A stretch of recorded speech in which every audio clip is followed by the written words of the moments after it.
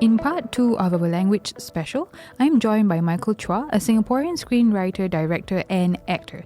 You might have seen him in films such as Ilo Ilo, Hentak Kaki and The Gift. The first time I discovered him was in The Gift, and I was blown away by how he portrayed his character as an enduring father. Hi listeners, so you are here with me, Shida Osman, and I'm at Clarke Quay at Merchant Court Hotel, Swiss Hotel, and we are by the Reed Bridge here, and I am joined today by a very special guest.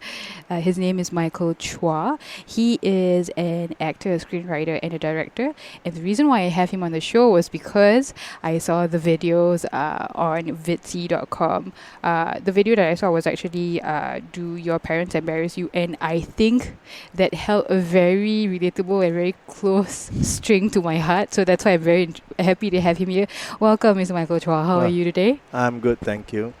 Okay, so good. So happy to... Sorry, I'm excited right now. So happy to have you right here. So we are here at the Reed Bridge. Can you walk through the listeners, as I have introduced you as an actor, where they can actually see you or where they might have seen you in the films that you're in? Because I know from which film. Okay, I have acted in about 400 productions in the last 9 years. Mm-hmm. I think those that are more well-known are Gift, which is the one you have watched, the Karanguni father and misunderstood father, but very charitable, and that the son only found this out much later That hits after a very he close died. chord to home. So that one, and the other one is Hentak Kaki, because it is an army story of a warrant officer that has injured his knee and then being posted to become a military counselor.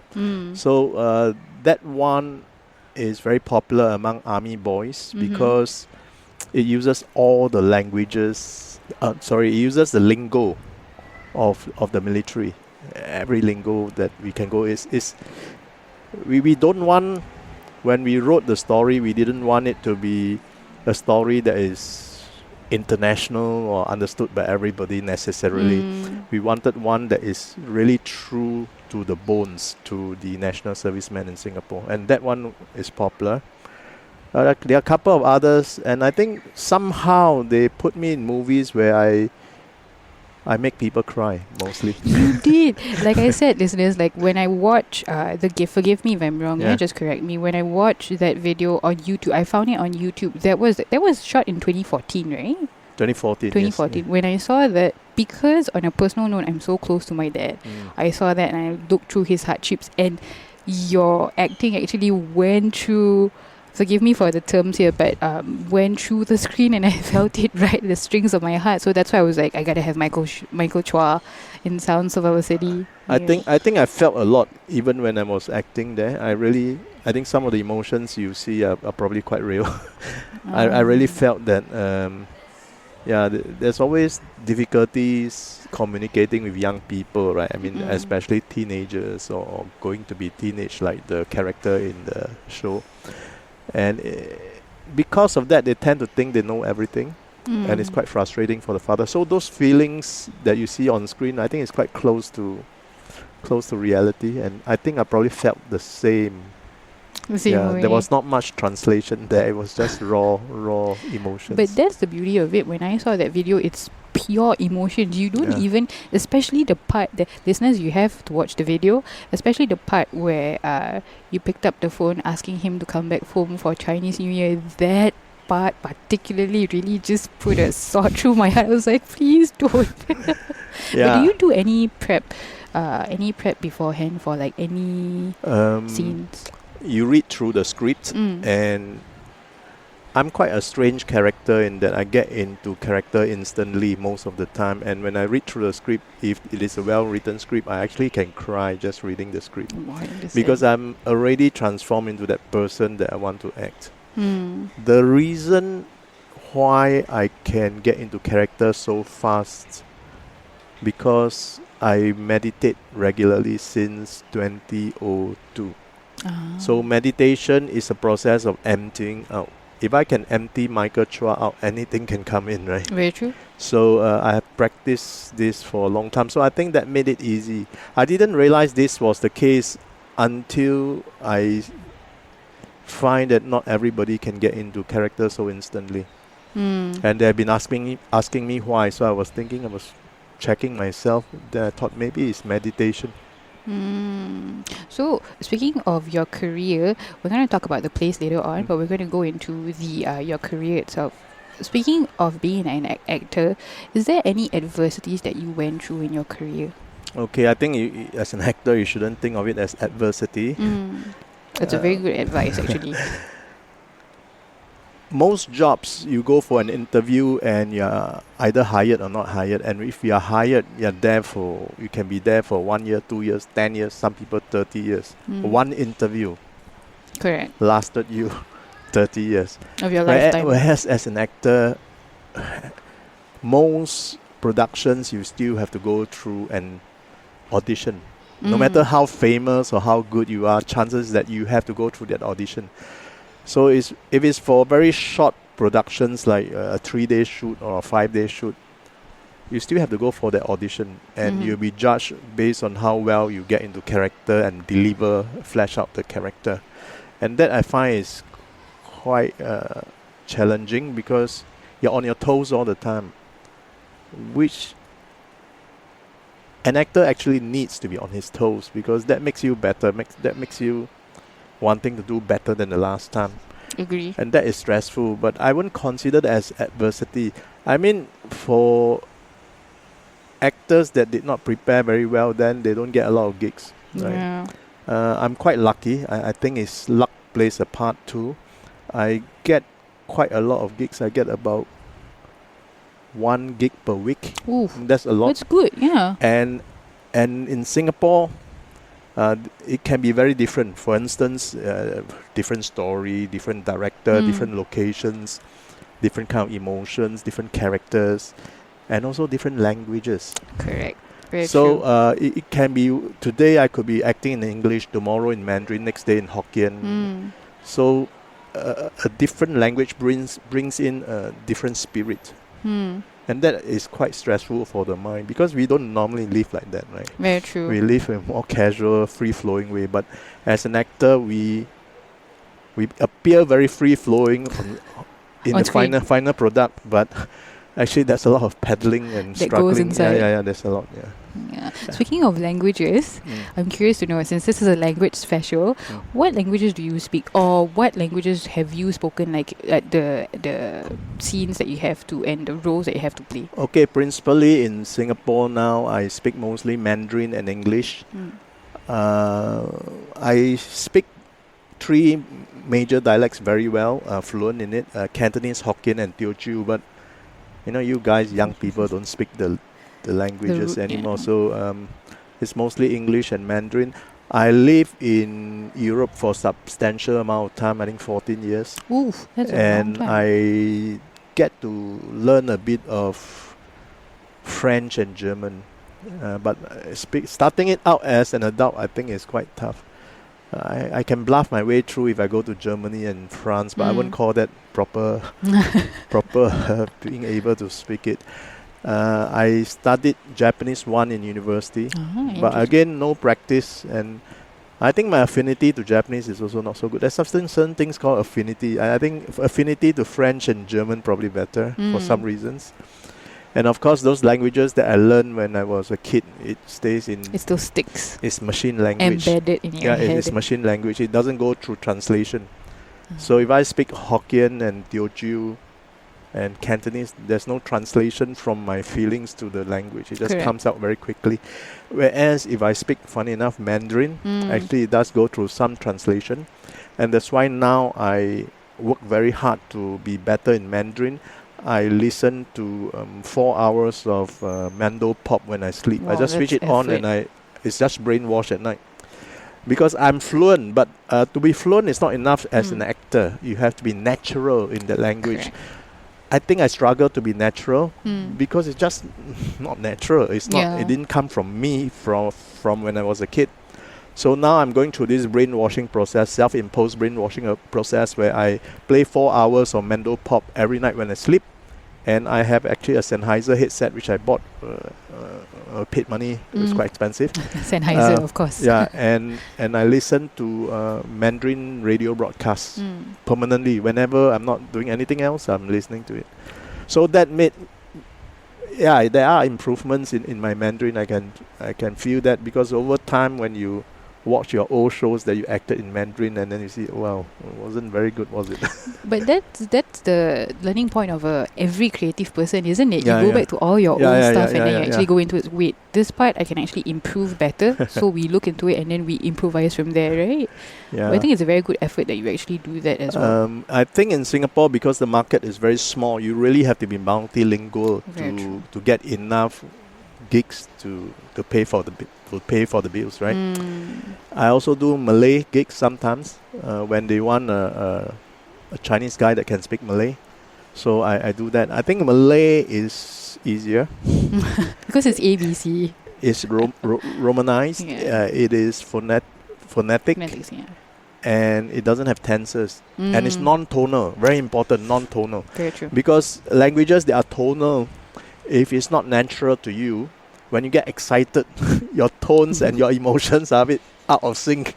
Yeah. Whereas Malay and Japanese, that won't happen. Yeah. It's the same. I acted in Thai before as well. I don't speak Thai. No, I don't speak Thai. But I actually learned by heart those Thai phrases. It was very tough because it's tonal. Up and down. It's tonal. And then the Thai way of speaking is very, what you call it, very there. Yeah, I know. very there, meaning to say that for the listeners who doesn't know what there means, correct me if I'm wrong here. Does it mean very flowy, very pampered? Ah, okay, pampered, very there, yeah, correct. very pampered. So the tonals of it. Yeah, deliberately pampered type of tones. Yeah, I don't know what's the exact one-to-one Film, right? translation Yeah. of that. Yeah, in Malay it's manja. Ah, correct. That's the word. I was going to go for that. In Malay, it's manja. Meaning Yeah. to say that it's very... Yeah, pamper is the right word. So there are times, there's one thing I'd like to bring out is that when I went for auditions at times, right? In Singapore, it can probably only happen in Singapore. They asked me to audition in different languages. Same scene, different languages. And then the script is only written in English. Ooh. So for the dialogue, I have to do real-time translation in my brain and act it out in front of a camera without the paper. So that is quite tough. And each time when I do it in a different language, it's a different feeling somehow. Even, okay, if I acted in English and Mandarin and Malay, they are quite different languages. It's expected that you have different feeling for it. But when I acted in Hokkien and Cantonese, it's different. Different feeling as Hokkien well. and Teochews is different.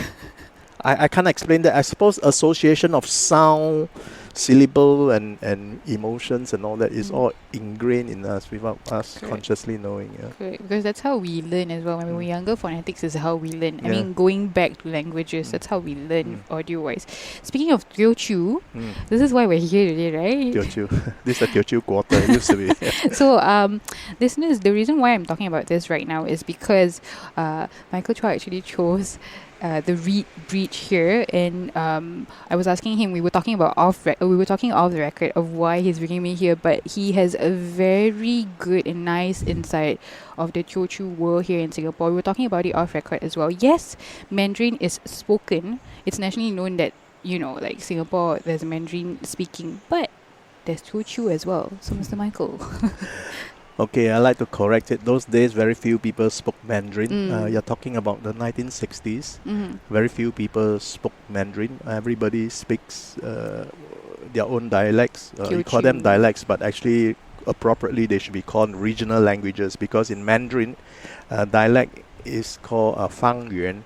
So Fangyuan is called regional language, but some silly translator from history, Westerner, just call it dialects, which is really not doing my language justice. Yeah, I understand.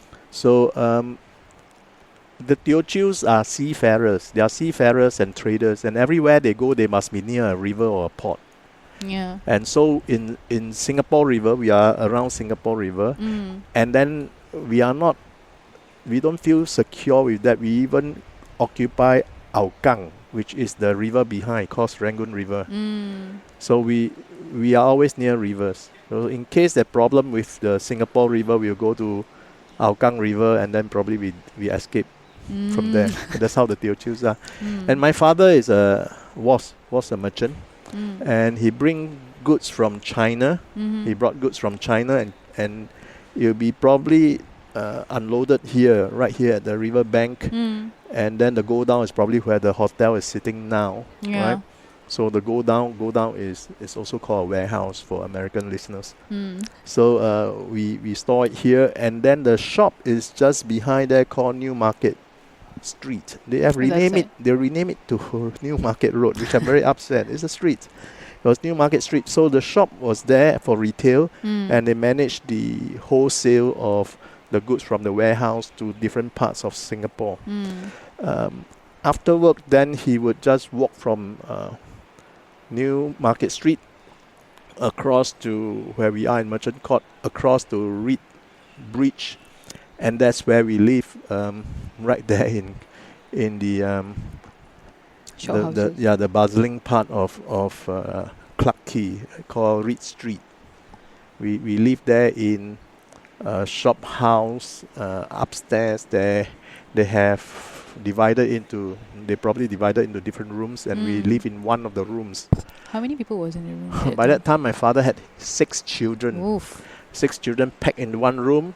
There's only one stove allocated to each family in a common kitchen, so you have to Mm. take turns to cook. And downstairs there is a night soil bucket style toilet, Mm. and next to it a bathroom. Okay, so we lived there until some years later, I think 1956, I think. Then we got the apartment in Redhill Close. Mm. My father was so happy that we got an apartment in Redhill Close, where we actually is our own apartment, Mm. 2 bedrooms, 1 living room, kitchen, bathroom, and so on. So he was so happy that eventually his family is all in one safe place, like one big place. Well, it's big by those days standards, but by today's standard, we were still piling up like sardines over there. Yeah. So those were the days. And where this main road here, right, Merchant, yeah. in front of Merchant Court Hotel, this main road here used to be a street where the vegetable lorries from Malaysia and also from the River Tongkangs, Mm. they'll transport the vegetables there, and that's where the market stall holders will get their vegetables from. Mm. So they will peel out those uglier parts of the vegetables that maybe has rotted a bit away or damaged. They will peel it out and throw it on the street. And actually quite sad, because there waiting, there'll be poor people waiting to pick up those vegetables to bring back to eat. Yeah, the vegetables peeled out will be one pile on the street, and then there'll be people selecting the better bits that are still edible, and they'll bring Yeah. home to eat. That's how poor people were those days. But that brings a sense of community, right? It brings everyone together. Yeah, in yeah. a Those way. those days, it's quite different. I mean, I don't know where to start. I mean, the people are. There's more heart in everything we do because we feel it firsthand. The poverty is felt firsthand, and even my father, being a merchant and so-called businessman, right? I mean, the family was still living in a small room in Clarke Quay Yeah. because the babies came faster than the floor space. That's those what my days. father said as well. Yeah, see, I'm from my father's generation. That's what he said as well, yeah. Yeah. But speaking of that, as I was saying about community as well, I think when you're talking about poverty, it actually makes sense that even, I'm trying to put it in the best way possible, even in poverty, they can actually laugh together and still hold each other. And Yeah, I think those days people understand each other better because there were more opportunities to understand each other. In the marketplace, you actually talk, you bargain, you it's haggle. actually conversations. Yeah, so there are more conversations going on. It's an irony now today that we have the smartphones, we have the means of communicating, the quality of communications have gone down. It actually should go up instead of going down Well, it's by still right. it's Right? gone down. So the opportunities for communications is less. And those days, there's one common feeling is that everybody is broke. right? Yeah. There was no such word as broke or equivalent. They just accept that this is life. They don't know it. They didn't know it any better. Life is like that. Every month, at the end of the month, the money finished, right? So in that sense, everybody has the same sense of understanding that you don't have to explain to me you don't have money. I know I also don't have money, Yeah. but if I can help you a little We bit, will I will share. help you a bit. Yeah. So I think that understanding is better. So if you have this level of understanding, this level of poverty, I think you're not distracted by other things, like whether you hurt my feelings or I hurt your feelings. Yeah. All the noises. Yeah, that the comes noises around. we Those are all considered filtered out. noises. Yeah. Yeah, very true. Speaking of that, community, for going back to languages, how do you think the world or the listeners or everyone around the world can actually take from Singapore that we can speak different languages? How do you think they can actually apply it, and how do you think that being bilingual or trilingual can actually be beneficial? I think in Singapore we are naturally diverse, even if you take all the human beings out, it's naturally diverse because the currents come from the east and west and created flora and fauna that is very diverse. We have about 40 over species of mangrove out of 16 known species in the world. We have about 200 over species of corals in our small little southern seas compared to the Great Barrier Reef with 400 over 4,000 over 400 over species. Yeah. So we are naturally diverse, and then as if that was not enough, Lee Kuan Yew wanted it to be more green faster. He imported 8,000 species of trees from all over the world. Wow. Of which 5,000 survived the humid weather. See, I'm learning something new every day. So all these trees, some of these trees that even local people think is local, they are not local. Rain tree is not local. Rain tree is from Brazil. Yeah. Right. A lot of trees are from Madagascar. Somehow, the trees that we imported, they are mostly hardwood trees that can grow fast. So that's very diverse already. Then, of course, from the 1800s, the trading already happened around here. So with trading, people come and mix around, some settle and all that. So it's already very diverse. With diversity, we have naturally come up with the life of a multi-system, right? In Singapore, it's a multi-system. If you don't believe me, you jump into a taxi or a Grab cab, and then you'll be wondering what language should I speak to him, English or Mandarin, You right? can go anyway, Yeah, actually. yeah. So usually I listen to what radio station he plays, Correct. right? If he plays English, then I speak English. Correct. So already in every step of our life, we are already adjusting. We are a multi-system, and with that is multilingual. So with multilingual, as I said earlier, when you speak a different language, there's different emotions to it. Correct. That So evokes. these emotions is mutual with the listener and the speaker, and you gel better with the same languages. When I was in China, I was on location shoot in Guangzhou, and there was a restaurant that we are using their space. They were quite tolerant with us, but we were using their space outside, the tables and chairs and all that.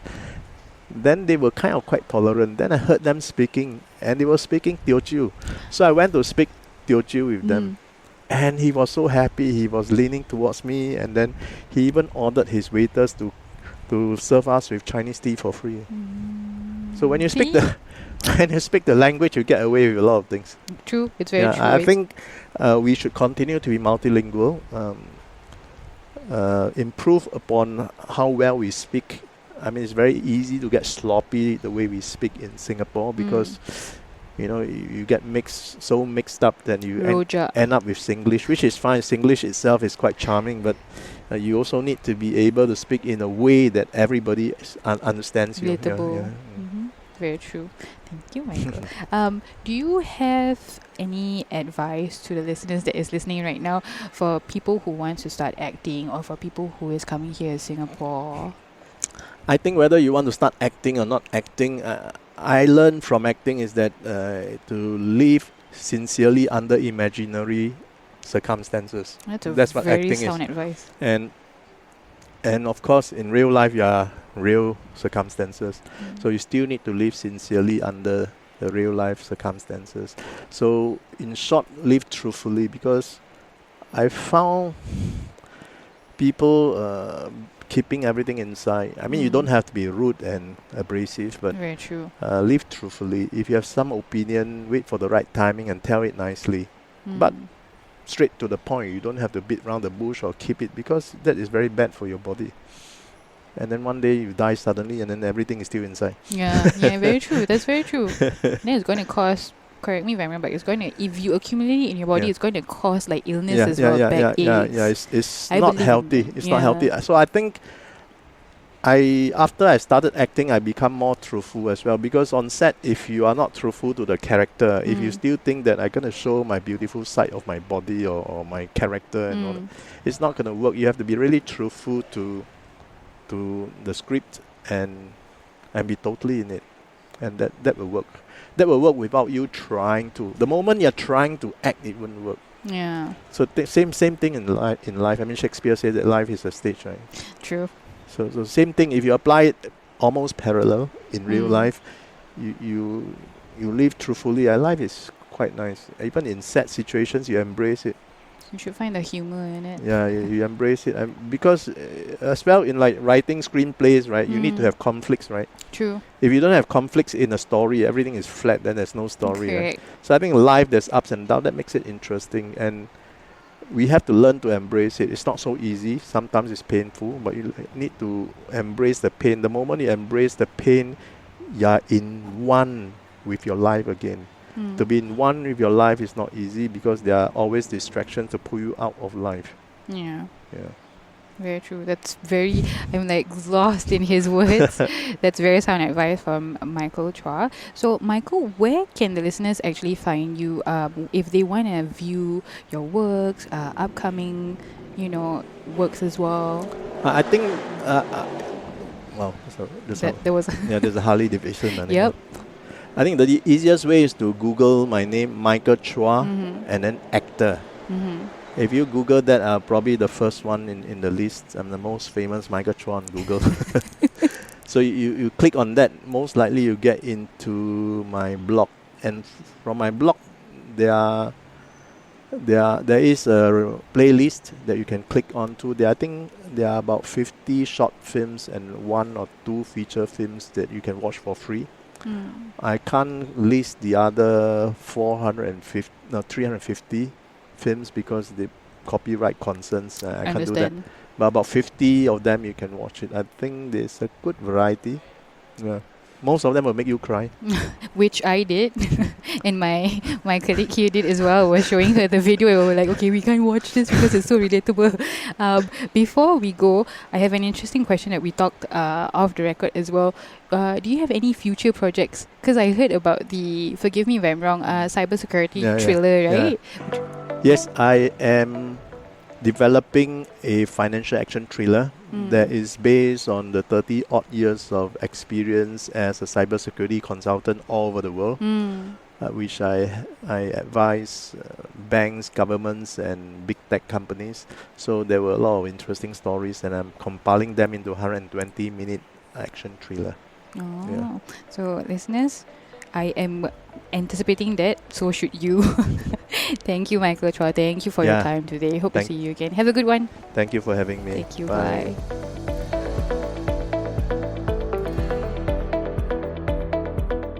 You've been listening to Sounds of Our City. My name is Graham Brown. Hopefully you enjoyed this episode, a walk through another city in Asia, as told through the stories of local people.